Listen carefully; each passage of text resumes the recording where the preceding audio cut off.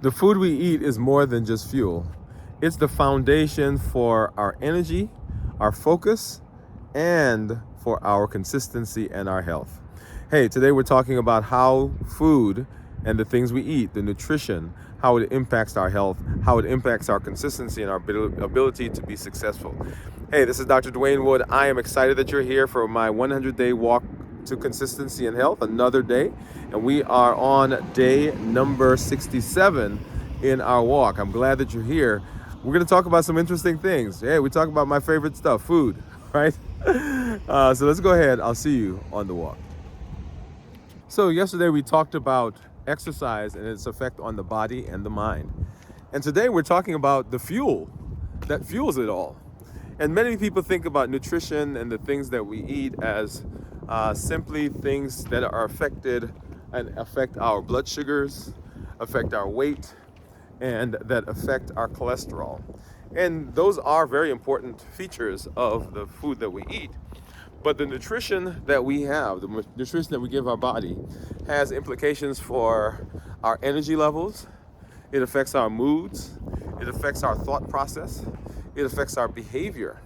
And there's so much that goes into how the body converts our food into energy. And there's so many other signals that are in the food that we eat that we often don't talk about and think about.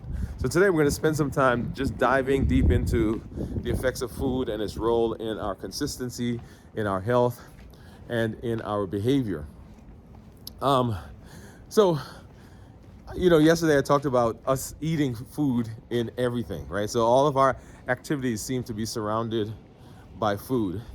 And it is a very important aspect of what we do. In fact, if you have a function and you don't have food, so if we have a function and we don't have food, yeah, people say, well, I'm not going because he never has food, she never has food, she never, right? But not only does the food give us energy, those are the calories, but it sends various signals to our body. And those signals have significant implications in how we keep going. So we're going to talk about how nutrition affects our energy and our focus. So number one, food has a connection to the brain, right? So there's the food-brain connection. And what does that really look like? Your brain is only 2% of your body weight, right? 2% of your body weight, but it takes up 20% of your daily energy. You got that? So 2% of your body weight, but it takes up 20% of energy. So that goes to show that there are a lot of things that the brain needs and the brain uses. And if we're not careful, we will negate that. So I'm here on my campus again, my alma mater, and see the track team. Is that the track team? Track team and the tennis team. They're doing some rehearsal, or they're running, they're getting warmed up over there.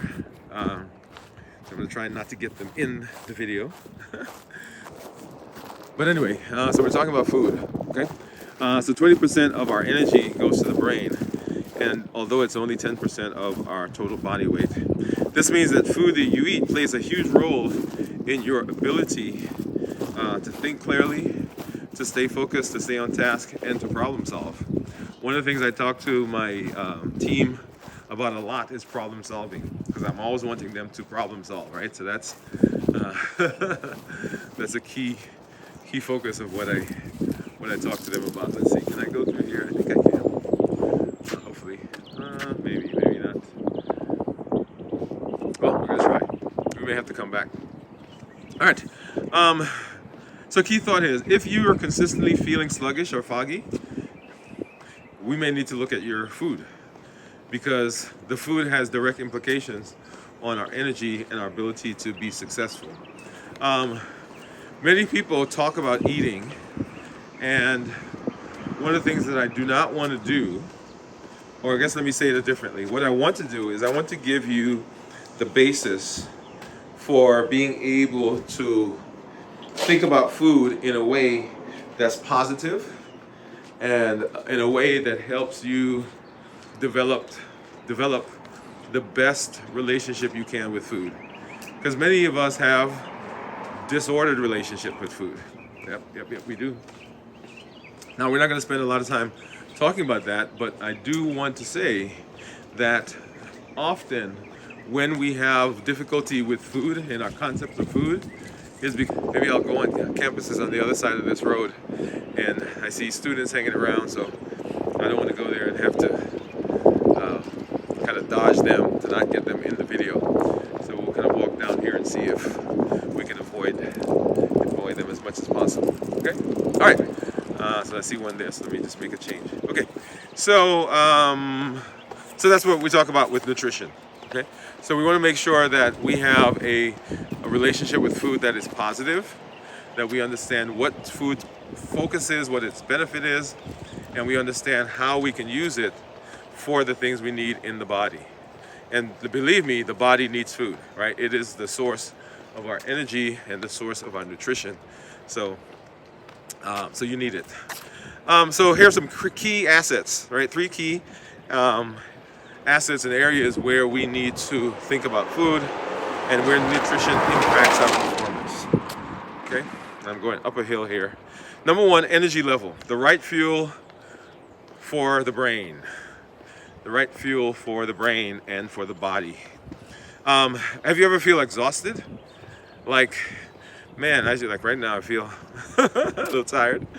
That's what I guess because I'm walking up this hill.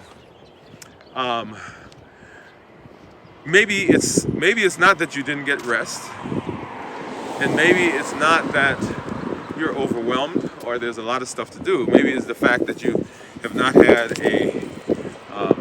the right amount of energy. All right. Sometimes when people feel low blood sugar, they feel like low energy. It can be related to blood sugar, like people who are diabetic or people who are prone to hypoglycemia. They will have low blood sugars, and they'll feel like, oh my goodness, something's going on. They say sweaty, palpitations, feel like the heart's racing, skipping a beat. All those things will happen with people who have low blood sugars, and that's an indication, right? That's an example of what happens to the body when we don't have adequate energy. And so food provides the energy for us. What we eat is what provides our energy. Healthy fats, lean proteins, complex carbs, right? We talked about balanced bites yesterday as part of our exercise. But all of those things are required for our nutrition. If we don't have balanced meals, then we are robbing ourselves. Now, right here is a good place to comment about diets. When we say diets, what we tend to mean is that it is a type of eating that is restricting certain aspects of food, right? So low carb diet, right? Or ketogenic diet, or paleo diet, or the carnivore diet. So in each of those diets, what we're doing is we are concentrating on one food group, if you will, at the exclusion of another. Does that make sense so far? What I want to impress on everyone is that while we do want to be careful of the things we eat, if we summarily restrict a type of food, a type of thing that we eat, what happens is that we may set ourselves up for deficiencies. And so when we have deficiencies, those deficiencies themselves can cause us to have difficulty with energy levels. Okay? So sometimes the energy dip that we feel is because what we've done is we have restricted a particular type of food to the point where it becomes we become deficient in it, and that is not what we want to do. We want to have a balanced view of food and balanced meals. Okay, all right.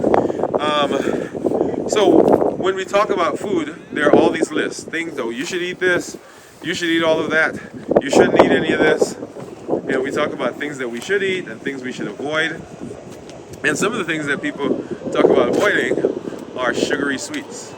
Right? Hey, you should not eat high carbs. You should not eat, and we go through that list. Um, Everything in moderation. Let me say that. Now, in the ideal world, there are certain things that we would never eat. I'm gonna say that. I'm gonna raise my hands as well. So there are certain things that you would never eat in the ideal world.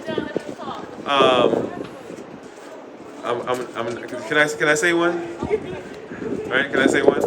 So one of the things that I love to eat is I love to eat chocolate.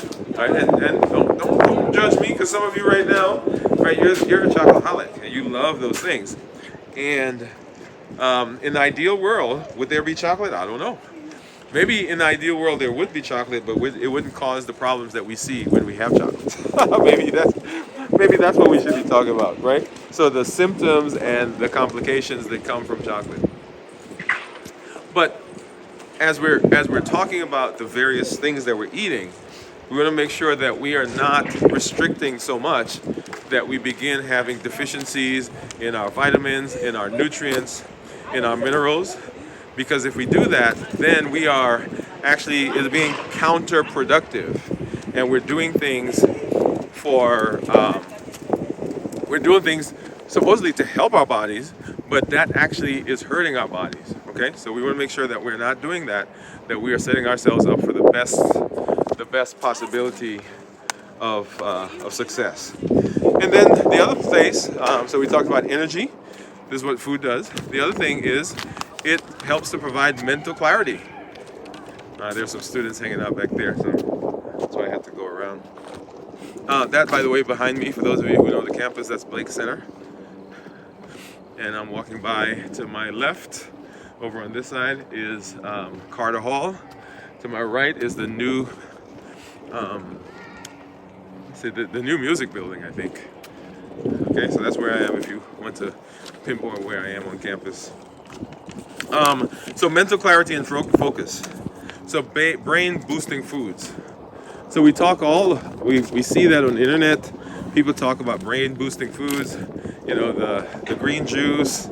They talk about beets. They talk about anyway. So a whole lot of different things. But certain foods help to enhance our cognition. They help to enhance our focus. And so some of those would be blueberries, because they have antioxidants for the brain. Right? So that's one. And blueberries, when we talk about blueberries, often we talk about foods that we should avoid and foods that will raise blood sugars. And often we put in that category fruits. And while fruits are sugary, often fruits are a better choice than some of the things that we eat. Okay, we'll get into that, right? So you heard me say at the beginning, whole foods, right? Whole foods. So I'd much rather you have a piece of pineapple than to go grab a candy bar. I was gonna say the brand, but I'm not gonna do that. Okay? So blueberries, they have antioxidants for the brain, and they provide fiber. So blueberries are high in fiber, and so that blunts the uptake of the sugar in our body, so we don't get those big spikes in our blood sugar. And if we don't get big spikes in our blood sugar, we don't get big spikes in our insulin. And if we don't get spikes in our insulin, then those downstream things that we talk about are improved. Okay, so insulin resistance, high blood sugar, obesity, so on and so forth. And we can go through that list. Nuts and seeds, they provide omega-3 and vitamins, which are essential for the efficient functioning of our energy system, efficient functioning of our nerves, right? So all of those are important. And if you eat a restrictive diet, you have to be careful that you are getting all that you need in order to remain healthy. Leafy green vegetables, they support the flow of, they support blood flow to the brain, right? There's a lot of fiber, there's protein, yeah, you didn't know that? There's fiber, there's protein, there are vitamins, there's iron, right? So all those things come from leafy green vegetables. So make sure that you are including those in your diet.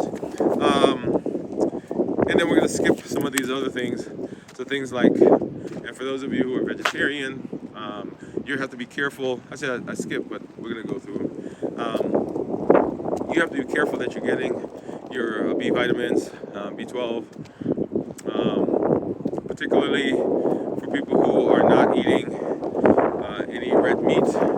And the fallacy is, or the lie, is that you cannot get enough protein and enough iron simply by eating a vegetarian or vegan diet. That is not true.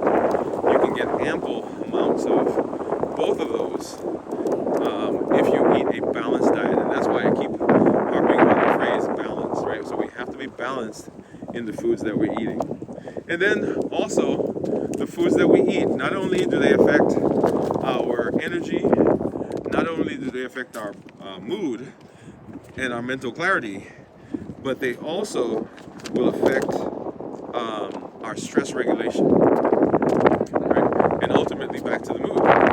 Because when we are not energetic, when we don't have enough energy on board, then our ability to problem solve and our ability to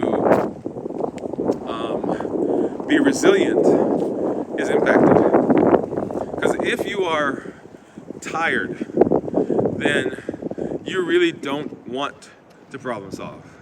You're not interested in the positive of a situation. You just want the simplest, you want the quickest, you want the least path of least resistance, right? And so if you are not getting the right food, then that affects your stress. It affects the stress regulation, and of course our mood. Your gut and brain are connected, right? So what you eat affects your gut, and what you eat affects the gut, and then the gut affects the brain. So you want to be careful. You want to be cautious with that. And then nutrition helps to reduce the stress, right? So here are some things, and I'm going to say these, but this is why we turn to these sometimes as comfort foods, right? For example, dark chocolate, it boosts our serotonin. Remember we talked about serotonin being one of those hormones when we talked about dopamine, right? Those feel-good hormones, the anticipatory hormones, those hormones that give you the boost that says, oh, that feels good. Dark chocolate does that. So it's not a wonder that people will use chocolate, right? I think of all the comfort foods, right? If you talk to most people, in their list somewhere, if it's not the top of the list, but it's on the list somewhere, chocolate is there. And so that's the reason. Dark chocolate helps with serotonin.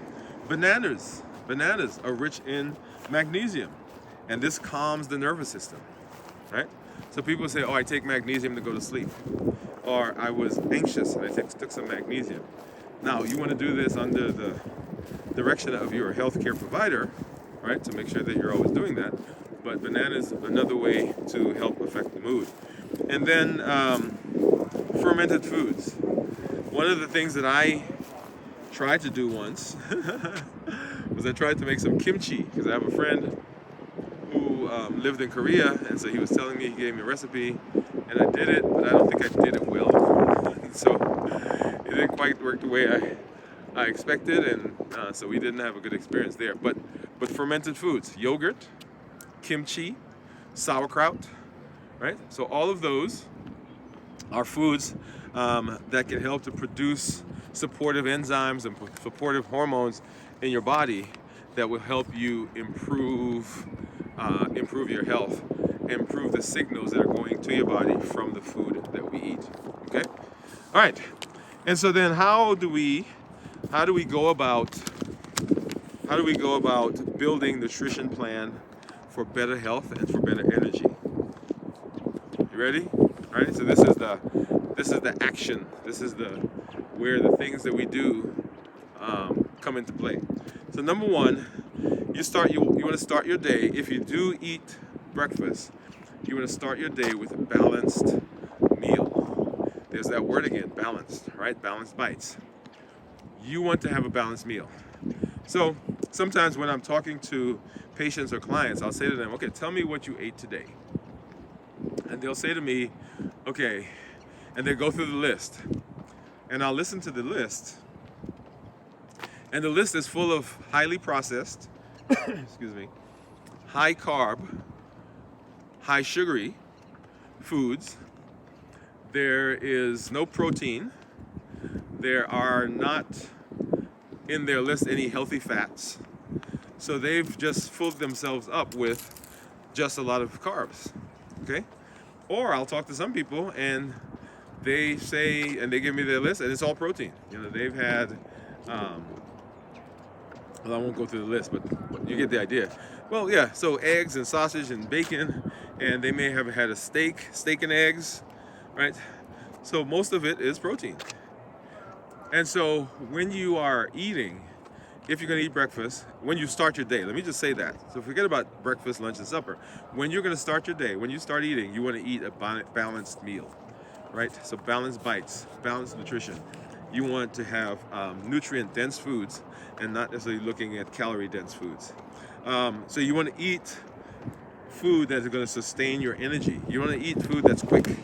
So one of the drawbacks to a lot of the breakfast foods is that they provide quick energy, but then that energy wanes. Because remember, if your blood sugar spikes, then your body is going to take action to reduce that. So your body is going to produce insulin, and when it produces insulin, as quickly as the blood sugar goes up, the blood sugar goes away, and your energy is dropped, and you feel that like a profound drop in energy level.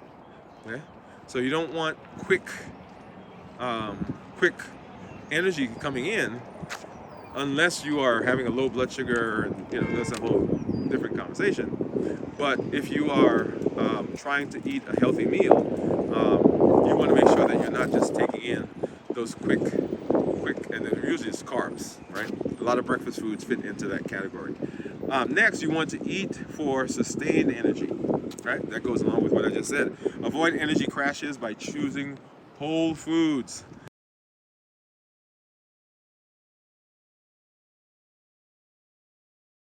Low. So swap chips for almonds, soda for infused water, candy for dark chocolate, right? So that's right. You heard me say dark chocolate, because I'd much rather you eat dark chocolate than some of the things that we are eating. So it's all a matter of balance, okay? All a matter of balance and all a matter of degrees. So we're not looking for perfection, we're looking for progress. So if right now you're throwing back some candy bars, right? You're throwing back, 2 sodas and whatever, then replace that with 1 piece of dark chocolate. Okay? And then stay hydrated.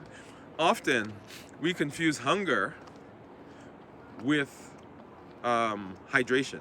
So we haven't had enough to drink, and so that shows up as though we're hungry. So if you're doing a good job of maintaining hydration, then you will find that some of that hunger will go away. So even mild dehydration can lead to fatigue and brain fog as well. So if you're out there, and I have to be careful of this when I'm fasting, and it's one of the points I make to our folks who are in the process of fasting with us, that when you don't eat during a fast, you also don't think about drinking, all right? And so we want to make sure that you are remaining hydrated, that you are getting adequate hydration. Drink half of your body weight is what is recommended. Half of your body weight in ounces of water. So if you're 100 pounds, and this is in pounds, if you're 100 pounds, you want to drink 50 ounces of water. Remember that 128 ounces is a gallon, okay? So 50 ounces is what we, for a 100-pound person. So half your body weight. Now, this is unless you have a medical reason to not do that. So people who are in heart failure, people who have kidney issues or on dialysis, to name just a couple, those are people who you make sure you're checking with your healthcare provider about how much fluids you should be getting in, because they should tell you how much that is, okay? And then plan ahead. Often we end up just eating the things that are around because we didn't plan. And that goes for everything, right? So we're talking about food right here, but this could be everything.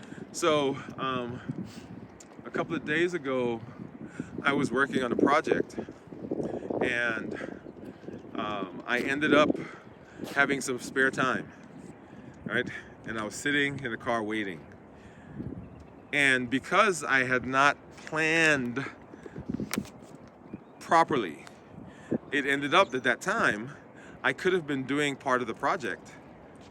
But because I didn't anticipate, I didn't plan for it, that time, not that it was wasted because I did other things, but I could have been that much farther along in that project had I done a good job of planning, right? So here as well. So plan your food. Otherwise, what ends up happening is you're just going to grab whatever's available. And whatever is available is often not the thing that we want to eat. So if you know that you have challenges with that area, plan on Sundays. So say, hey, Sundays we're going to be doing our prep. We're going to cut. We're going to shop. We're going to chop. We're going to cut. We're going to grate. We're going to grind. Whatever it is. Maybe we saute some things and have that ready for when we are ready to eat, when we're ready to cook. And I'm just waiting for cars to go by here.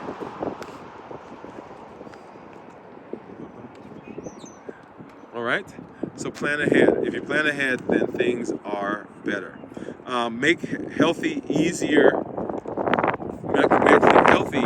Eating healthy easier by doing bulk shopping, bulk preparation.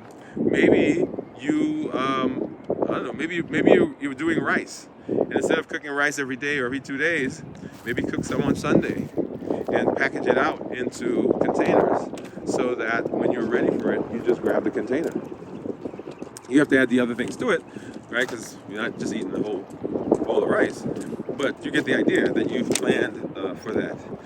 Keep mixed nuts around, right? So often when we're looking at our meals, we may not have enough protein, and you can just grab a handful of nuts for that meal, and that will suffice for the protein that you need. Okay. Now, sometimes I don't have mixed nuts around. I try not to have mixed nuts around because, as you know, that is one of my areas of challenge. If I have almonds, cashews, mixed nuts, oh, it's on. And one of my favorite stores sells like a 2-pound bottle of mixed nuts for, I think it's like $9 or something. And if I bring that home, it's all gone like in short order. So I try not to do that. Avoid processed foods. Avoid processed foods. Now, when I say avoid, that's not like zero, right? I just want to say that out loud, because the moment I said avoid, everybody heard don't eat. No, is it possible to avoid processed food as well? I mean, 100%. I suppose you can, but it's difficult, right? But you can do it if you're careful.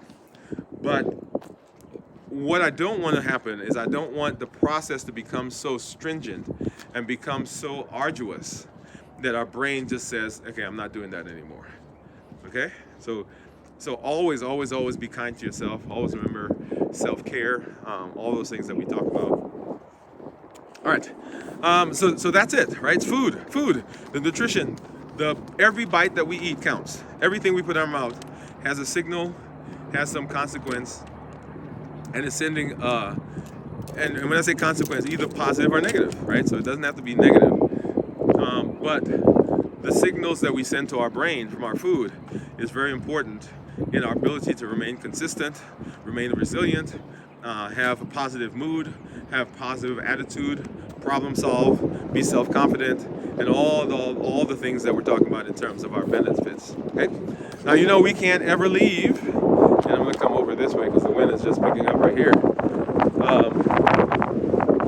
We can't ever leave without having a challenge. So go ahead and grab your pad or your journal, and grab your pencil, And for those of you who are familiar with the campus, I am right by the by skating rink on campus here. Okay? So you ready for your challenge? And here it is. So our challenge is we are upgrading our nutrition for energy and focus. Upgrading our nutrition for energy and focus. So number one, get your journal. That's always number one. Number two, assess your current eating habits. What foods are you eating, and what foods are giving you energy? Right? What foods are giving you energy? And what foods do you think are draining you? So what's giving me energy and what's draining me? Okay? So we're putting that in our journal. Number two, I want you to make one small change that you can do to improve your nutrition. So swap out one unhealthy habit for a better choice. For example, you can replace sugary snacks with fruits or nuts. Okay? Now, some of you right now are going to say, don't eat anything. Well, yeah, that's ideal, but if we're going to eat, let's eat. And we're being, progress, not perfection. So we're going to eat healthier snacks. We'll talk about snacking at another time. And then hydrate intentionally. So track your water intake for the next 24 hours and make sure you're getting in half of your body weight. Okay? Now, all of this is building on our consistency. Remember, we're talking about health, we're talking about our body, our mind, nutrition, exercise. Very, very important. So make sure that you're doing what you need to do to be successful. Hey, I'm glad that you're here. I'm glad that you have joined me on this day 67.